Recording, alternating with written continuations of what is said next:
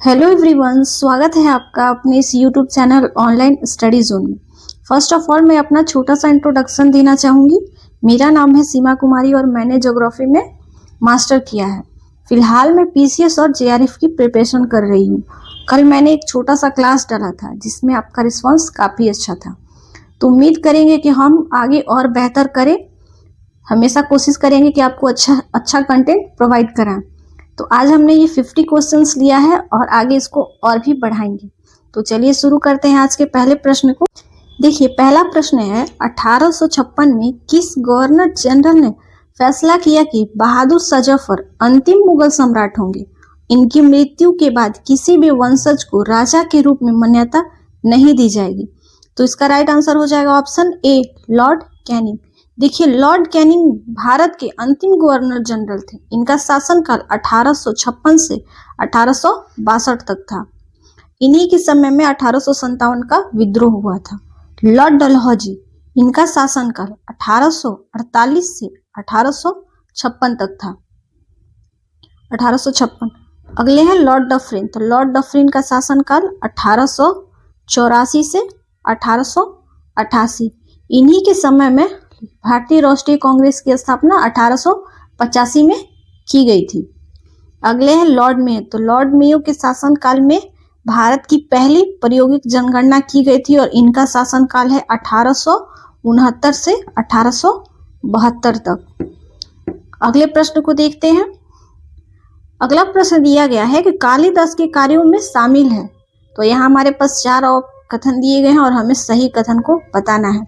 तो पहला है अभिज्ञान शकुंतलम, दूसरा मेघदूतम, मालिका निमित्रम और चौथा है कुमार संभव। तो ये चारों ही रचनाएं कालिदास की हैं, इसीलिए हमारा राइट आंसर हो जाएगा ऑप्शन डी। अगला प्रश्न है निम्नलिखित में कौन राज्य सूची के अंतर्गत आता है। तो हमारा राइट आंसर हो जाएगा ऑप्शन ए, कृषि राज्य सूची के अंतर्गत आता है। और बाकी 3 देखिए, दंड विधि और शिक्षा, ये दोनों ही समवर्ती सूची के अंतर्गत आते हैं। रक्षा संघ सूची का विषय है। अगला प्रश्न है उच्च न्यायालय के न्यायाधीशों के संबंध में निम्नलिखित कथनों पर विचार कीजिए। तो पहला कथन है वह राष्ट्रपति द्वारा नियुक्त किए जाते हैं। पहला कथन सही है। दूसरा, उन्हें राज्यपाल के द्वारा पद की शपथ दिलाई जाती है। दूसरा कथन भी सही है। तीसरा है वह भारत के मुख्य न्यायाधीश को अपना त्यागपत्र देते हैं। तीसरा कथन गलत है। वो अपना त्यागपत्र राष्ट्रपति को देते हैं, मुख्य न्यायाधीश को नहीं। इसीलिए हमारा राइट आंसर हो जाएगा ऑप्शन ए, 1 और 2। अगला प्रश्न है निम्नलिखित में कौन सरकार की संसदीय और अध्यक्षीय प्रणाली के बीच अंतर का आधार है। तो हमारा राइट आंसर हो जाएगा ऑप्शन डी, विधायिका और कार्यपालिका के बीच संबंध। देखिए, इसको थोड़ा सा समझते हैं। अध्यक्षीय प्रणाली में होता है कि कार्यपालिका विधायिका के प्रति उत्तरदायी नहीं होती है और संसदीय प्रणाली में होता है कार्यपालिका विधायिका के प्रति उत्तरदायी होती है। भरतनाट्यम दक्षिण भारत के किस राज्य का शास्त्रीय नृत्य है। तो इसका राइट आंसर हो जाएगा ऑप्शन ए, तमिलनाडु। वर्तमान में 8 शास्त्रीय नृत्य हैं। भरतनाट्यम, कथक, कथकली, कुचिपुड़ी, ओडिसी, मणिपुरी, मोहिनीअट्टम और सतरिया। अगला है सुम्मिलित कीजिए। तो देखिए, एक साइड जनजाति दिया है और दूसरे साइड राज्य, तो इसको सुम्मिलित करते हैं। टोडा हो जाएगा तमिलनाडु, लेपचा सिक्किम, बिरहुर झारखंड, गारो मेघालय। तो इसका राइट आंसर हो जाएगा ऑप्शन बी, ए का 3rd, बी का 1st, सी का 4, डी का 2। अगला प्रश्न है भारतीय संविधान का निम्नलिखित में कौन सा अनुच्छेद नागरिकों के लिए समान नागरिक संहिता से संबंधित है। तो इसका राइट आंसर हो जाएगा ऑप्शन ए, अनुच्छेद 44। 1793 में जब अस्थायी बंदोबस्त लागू किया गया तब बंगाल का गवर्नर जनरल कौन था। तो इसका राइट आंसर हो जाएगा ऑप्शन ए, लॉर्ड कॉर्नवालिस। देखिए, अस्थायी बंदोबस्त को इस्तमारी बंदोबस्त भी कहा जाता है। लॉर्ड कॉर्नवालिस का शासनकाल, इन्होंने दो बार भारत के गवर्नर जनरल के रूप में कार्य किया है। पहला इनका कार्यकाल था 1786 से 1793। दूसरा कार्यकाल इनका था जुलाई 1800 1805 से जुलाई अक्टूबर 1805। इनका कार्यकाल दूसरा बहुत छोटा था, इसी काल में इनकी मृत्यु हो गई थी। इन्हें भारतीय सिविल सेवा का जनक भी माना जाता है। अगला प्रश्न है 1857 के दौरान बरेली उत्तर प्रदेश में विद्रोह का नेता कौन था? तो इसका राइट आंसर हो जाएगा ऑप्शन ए, खान बहादुर खान। देखिए इसके ऑप्शंस को भी थोड़ा सा जान लेते हैं। हजरत महल इन्होंने लखनऊ से नेतृत्व किया था। कुंवर सिंह बिहार से थे। नाना साहेब कानपुर से थे। निम्नलिखित में किस संगठन की स्थापना 1884 में हुई थी? तो हमारा राइट आंसर हो जाएगा ऑप्शन डी, मद्रास महाजन सभा। इसकी स्थापना 1884 में मद्रास में की गई थी, जिसके संस्थापकों में शामिल है एम.वी. राघवाचारी, जी. सुब्रमण्यम अय्यर और पी. आनंद चार्लू। बाकी ऑप्शंस को भी देखते हैं। देखिए भारतीय राष्ट्रीय कांग्रेस की स्थापना 1885 को हुई थी, जिसका शासनकाल लॉर्ड डफरिन का था।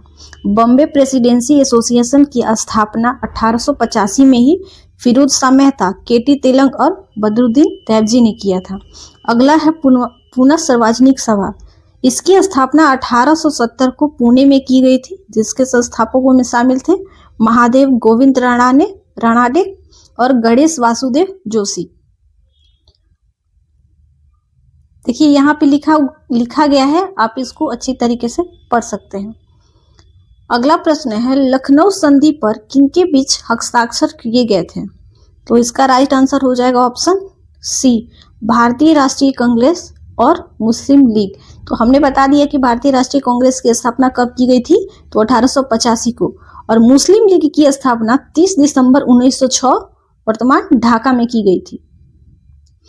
निम्नलिखित में किस चट्टान को काटकर की गई गुफाओं में 11 सिरों वाली बोधिसत्व की छवि चित्रित की गई है? तो इसका आंसर हो जाएगा ऑप्शन सी, कन्हेरी। देखिए ये चारों ही गुफाएं महाराष्ट्र के अलग अलग जिले में स्थापित की गई हैं, तो आप इनको अच्छी तरीके से देख लीजिएगा। देखिए हम कन्हेरी के बारे में थोड़ा सा एक्सप्लेन कर देते हैं। कन्हेरी की गुफाएं मुंबई महाराष्ट्र में स्थित है। ये पूरी तरह से बौद्ध धर्म से संबंधित है। महाकाव्य शिल्पादिकारम की रचना किसके द्वारा की गई थी? तो इसका राइट आंसर हो जाएगा ऑप्शन बी, इलांगो द्वारा। विशिष्टाद्वैत दर्शन के संस्थापक कौन थे? तो इसका राइट आंसर हो जाएगा ऑप्शन सी, रामानुजाचार्य। देखिए माधवाचार्य द्वारा द्वैतवाद की स्थापना की गई थी और निम्बकाचार्य द्वारा द्वैताद्वैतवाद की स्थापना की गई थी। अगला प्रश्न है संगम युग के संदर्भ में निम्नलिखित पदों पर विचार कीजिए। तो यहाँ पे 3 पद दिए गए हैं और बताना है कि जमींदार और दासों के लिए कौन कौन सा पद यूज होता था। तो हमारा राइट आंसर हो जाएगा ऑप्शन सी, 2 और 3। देखिए उछावर जो पद होता था वो संगम काल में कृषक या फिर किसान के लिए इस्तेमाल होता था, और जो वेलार था वो जमींदार के लिए इस्तेमाल होता था। आदि मिदाई दासों के लिए इस्तेमाल होता था। अगला प्रश्न है नीचे दिए गए युग्मों में कौन सम्मिलित नहीं है? हमें 3 कथन दिए गए हैं, हमें बताना है कौन सही नहीं है। देखिए कर्क रेखा एवं मकर रेखा के बीच का क्षेत्र शीत कटिबंध कहलाता है, ये हमारा गलत है। कर्क रेखा एवं मकर रेखा के बीच का क्षेत्र उष्ण कटिबंधीय कहलाता है। कर्क रेखा एवं विषुवत वृत्त के बीच का क्षेत्र उष्ण कटिबंधीय कहलाता है, ये भी गलत है। दक्षिणी ध्रुव वृत्त एवं दक्षिणी ध्रुव के बीच का क्षेत्र उष्ण कटिबंधीय कहलाता है, ये भी गलत है, ये शीत कटिबंध कहलाता है। इसीलिए हमारा राइट आंसर हो जाएगा ऑप्शन डी, तीनों ही कथन गलत है। अगला प्रश्न है निम्नलिखित को मिलाएं। देखिए पहला है 1833 का चार्टर अधिनियम, तो इसका मैच करेगा ईस्ट इंडिया कंपनी एक प्रशासनिक संस्था बन गई। भारत सरकार अधिनियम 1858, इसका मैच करेगा ईस्ट इंडिया कंपनी के शासन को समाप्त कर दिया गया। भारत सरकार अधिनियम 1919, सरकार में भारतीयों की भागीदारी। भारत सरकार अधिनियम 1935, भारत सरकार के संघीय स्वरूप का आरंभ। तो इसका राइट आंसर हो जाएगा ऑप्शन डी। अगला संसद के अवकाश के दौरान अध्यादेशों को लागू करने की शक्ति किसमें निहित होती है? तो हमारा राइट आंसर हो जाएगा ऑप्शन सी, राष्ट्रपति। राष्ट्रपति को अध्यादेश जारी करने की शक्ति अनुच्छेद 123 के तहत होती है और राज्यपाल को अनुच्छेद 213। अगला प्रश्न है, प्रेकेरिटियो कोशिका के संदर्भ में निम्नलिखित कथनों पर विचार कीजिए। हमारे पास 2 कथन दिए गए हैं और हमें बताना है कौन सा कथन सही है। इसमें केंद्रक झिल्ली अनुपस्थित होती है, पहला कथन सही है। विषाणु और नीले हरे शैवाल इसके उदाहरण है, दूसरा कथन गलत है। यह विषाणु नहीं जीवाणु होगा। जीवाणु और नीले हरे शैवाल प्रेकेरिटियो कोशिका के उदाहरण है, इसलिए हमारा राइट आंसर हो जाएगा ऑप्शन ए। अगला प्रश्न है, जब कोई व्यक्ति केवल पास की वस्तुओं को देख सकता है तो उस स्थिति को क्या कहा जाता है? तो इसका राइट आंसर हो जाएगा ऑप्शन सी, निकट दृष्टिता। इसे अवतल लेंस द्वारा ठीक किया जा सकता है। अगला प्रश्न है, किसी द्रव्यमान पर लगने वाला गुरुत्वाकर्षण बल क्या कहलाता है? तो इसका राइट आंसर हो जाएगा ऑप्शन भार। अगला प्रश्न है, मरीचिका मुख्यतः प्रकाश के खाली स्थान के कारण बनती है। तो इसका राइट आंसर हो जाएगा ऑप्शन सी, पूर्ण आंतरिक परिवर्तन। कटा हुआ हीरा इसी पूर्ण आंतरिक परिवर्तन के कारण चमकता है। अगला प्रश्न है, सिंधु नदी की सहायक नदियों के संदर्भ में विचार करें। कौन सी नदियां पाकिस्तान में पूर्व से आकर मिलती हैं? तो इसका देखते हैं आंसर क्या होगा। सबसे पहले तो यमुना नदी नहीं होगा क्योंकि ये सिंधु की सहायक नदी नहीं है। तो जिस ऑप्शन में 4 है उसको कर दीजिए एलिमिनेट। इसका राइट आंसर हो जाएगा ऑप्शन ए, 1, 2 और 3। देखिए, चिनाब नदी का उद्गम स्थल हिमाचल प्रदेश के लच्चा दर्रा के पास होता है। रावी नदी का उद्गम स्थल रोहतांग दर्रे के पास बाड़ा भांगला से होता है और सतलज नदी का उद्गम स्थल कैलाश पर्वत के स्थित राकस ताल जो मानसरोवर झील के पास स्थित है वहां से होता है। अगला प्रश्न है, मनुष्य एक सामाजिक प्राणी है, यह कथन किसका है? तो इसका राइट आंसर हो जाएगा ऑप्शन ए, अरस्तु। अरस्तु ने अपनी एक पुस्तक पॉलिटिक्स में बताया था कि मनुष्य एक सामाजिक प्राणी है। इनके अनुसार किसी भी व्यक्ति से पहले समाज आता है। अगला प्रश्न है, निम्नलिखित कथनों पर विचार कीजिए। पहला है, संसद ऐसा कोई कानून नहीं बना सकती जो मौलिक अधिकारों का अतिक्रमण करता हो।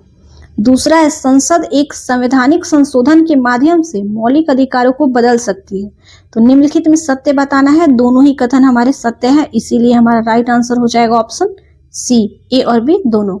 अगला प्रश्न है, जल संवर्धन पौधों के कर्षण की एक विधि है जिसमें से निम्न में क्या प्रयोग नहीं किया जाता है? तो इसका राइट आंसर हो जाएगा ऑप्शन डी, मिट्टी। देखिए, बिना मिट्टी की खेती करने का एक तरीका होता है जिसे हम हाइड्रोपोनिक्स कहते हैं। इसमें पौधों को दिए जाने वाले पोषक तत्वों को पानी में घोलकर दिया जाता है। देखिए, अगला प्रश्न है, इनमें कौन सा वायरस के कारण नहीं होता है? तो हमारा राइट आंसर हो जाएगा ऑप्शन डी, तपेदिक। तपेदिक जीवाणु के कारण होता है जिसका नाम है माइक्रोबैक्टीरिया ट्यूबरक्लोसिस। संयुक्त राष्ट्र संघ का मुख्यालय कहाँ स्थित है?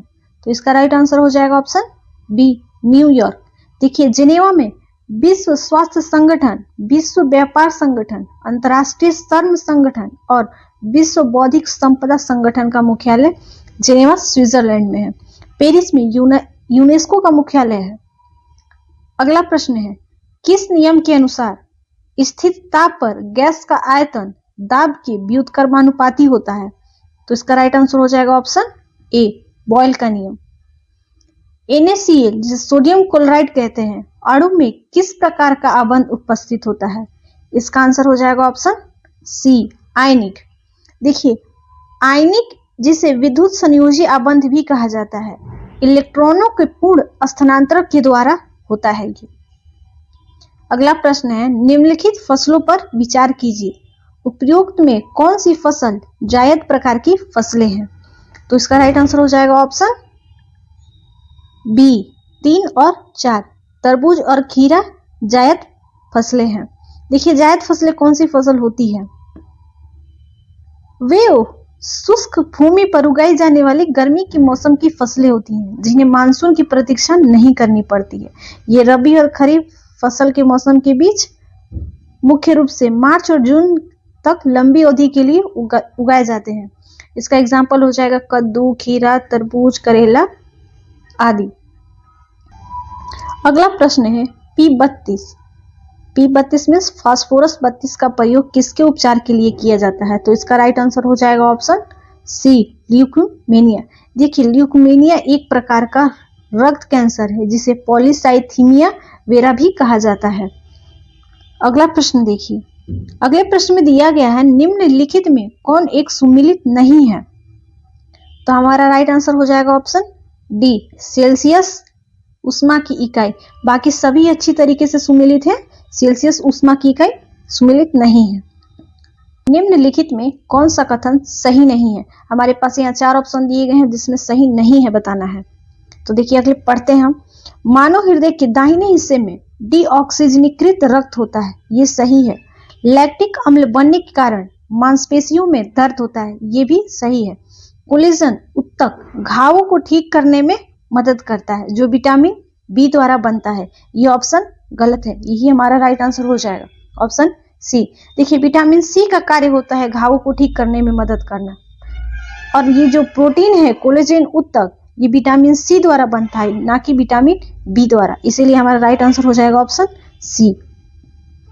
अगला प्रश्न है निम्न में कौन अर्थव्यवस्था के द्वितीय क्षेत्र के अंतर्गत नहीं आता है? तो इसका राइट आंसर हो जाएगा ऑप्शन डी, खनन हमारे प्राथमिक क्षेत्र के अंतर्गत आता है, द्वितीय क्षेत्र के अंतर्गत नहीं। निम्नलिखित में किस गैस का उपयोग खाद्य पदार्थों को ऑक्सीकृत होने से रोकने के लिए किया जाता है? तो इसका राइट आंसर हो जाएगा ऑप्शन डी, नाइट्रोजन। देखिए नाइट्रोजन एक अक्रिय गैस है जिससे ये रासायनिक अभिक्रिया नहीं कर पाता है, इसी के कारण चिप्स के पैकेट और स्नैक्स में आमतौर पर नाइट्रोजन गैस ही भरी जाती है। यूस्टोकी नलिका मानव शरीर के किस भाग में स्थित होती है? तो इसका राइट आंसर हो जाएगा कान। ये कान के मध्य भाग में स्थित होती है, इसीलिए इसका राइट आंसर होगा ऑप्शन बी। अगला प्रश्न है निम्नलिखित में कौन सा सहजीवी सहचर्य लाइकेन बनाता है? तो इसका राइट आंसर हो जाएगा ऑप्शन ए, शैवाल और कवक। देखिए शैवाल द्वारा कवकों को भोजन की आपूर्ति की जाती है, बदले में कवक शैवाल को सुरक्षा, जल और नाइट्रोजन प्रदान करता है। अगला प्रश्न है निम्नलिखित में कौन सा शब्द बायोम का सबसे अच्छा उदाहरण है? तो इसका राइट आंसर हो जाएगा ऑप्शन ए, पौधों और जानवरों का समुदाय जो सामान्य पर्यावरणीय परिस्थितियों को साझा करते हैं। अगला प्रश्न है निम्नलिखित में कौन जैविक नाइट्रोजन निर्धारण करने से जुड़ा है? तो इसका राइट आंसर हो जाएगा ऑप्शन डी, नीले हरित शैवाल। कोशिका का वह बाह्यतम आवरण कौन सा है जो कोशिकाओं के अवयवों को उनके बाह्य वातावरण से अलग करता है? तो इसका राइट आंसर हो जाएगा ऑप्शन ए, प्लाज्मा झिल्ली। देखिए प्लाज्मा झिल्ली जिसे कोशिका झिल्ली भी कहते हैं, कोशिकाओं का सबसे बड़ा बाहरी जीवित आवरण है जो जंतु कोशिका में होता है। अगला प्रश्न है कार्बोरेडम निम्नलिखित में किसका दूसरा नाम है? तो इसका राइट आंसर हो जाएगा ऑप्शन डी, सिलिकॉन कार्बाइड। लौह आवश्यक है, इसका राइट आंसर हो जाएगा ऑप्शन डी, उपयुक्त सभी के लिए लौह आवश्यक है। देखिए हीमोग्लोबिन एवं आरबीसी के निर्माण के लिए, सामान्य स्वास्थ्य बनाए रखने के लिए, शरीरों के ऊतकों को ऑक्सीजन तक पहुंचाने के लिए, इसीलिए राइट आंसर हो जाएगा ऑप्शन डी। अगला प्रश्न लाल सागर को अदन की खाड़ी से कौन सी जल संधि जोड़ती है? तो इसका राइट आंसर हो जाएगा ऑप्शन ए, बाबा अल मनेद। देखिए बाकी ऑप्शंस को भी देख लेते हैं। जो हॉर्मुज जल संधि है फारस की खाड़ी को ओमान की खाड़ी से जोड़ती है। बास्पोरस संधि यह काला सागर को मरमरा सागर से जोड़ती है। मलका जल संधि यह अंडमान सागर को दक्षिणी चीन सागर से जोड़ती है। वलन क्रिया किसका परिणाम है? तो इसका राइट आंसर हो जाएगा ऑप्शन सी, पर्वत निर्माणकारी बल। देखिए पर्वत निर्माण में कुछ सिद्धांत दिए गए हैं, जैसे कोबर का भू अभिनति सिद्धांत, जेफरी का तापीय संकुचन सिद्धांत। नौ माल्थुसियन सिद्धांत निम्नलिखित में किससे संबंधित है? तो इसका राइट आंसर हो जाएगा ऑप्शन बी, संसाधन की कमी। देखिए सिद्धांत के बारे में थोड़ा सा जान लेते हैं। थॉमस रॉबर्ट माल्थस द्वारा मूल जनसंख्या सिद्धांत पर यह सिद्धांत आधारित था। इन्होंने कहा था कि जनसंख्या की वृद्धि ज्यामितीय दर जैसे 1, 2, 4, 8, 16 इस तरीके से बढ़ेगी, जबकि खाद्य उत्पादन की वृद्धि केवल अंकगणितीय जैसे 1, 2, 3, 4 इस तरीके से बढ़ेगी। तो इसका राइट आंसर हो जाएगा ऑप्शन बी। आगे बढ़ते हैं। यूरेशिया के मध्य अक्षांशीय घास के मैदान को क्या कहते हैं? तो इसका राइट आंसर हो जाएगा ऑप्शन सी, स्टेपिस। बाकी ऑप्शंस को भी देख लेते हैं। वेल्ड दक्षिण अमेरिका में घास के मैदान को कहा जाता है। डाउन्स ऑस्ट्रेलिया में कहा जाता है। पंपास जो है दक्षिण अमेरिका, मुख्यतः अर्जेंटीना और उरुग्वे में कहा जाता है। आज का लास्ट क्वेश्चन, निम्नलिखित में कौन अप्रत्यक्ष कर नहीं है? तो इसका राइट आंसर हो जाएगा ऑप्शन डी, इनमें से कोई नहीं। ये तीनों ही अप्रत्यक्ष कर हैं। तो आज के वीडियो में बस इतना ही। अगर आपको ये वीडियो अच्छा लगा है तो कमेंट में जरूर बताएं। मिलते हैं नेक्स्ट वीडियो में। Thanks for watching.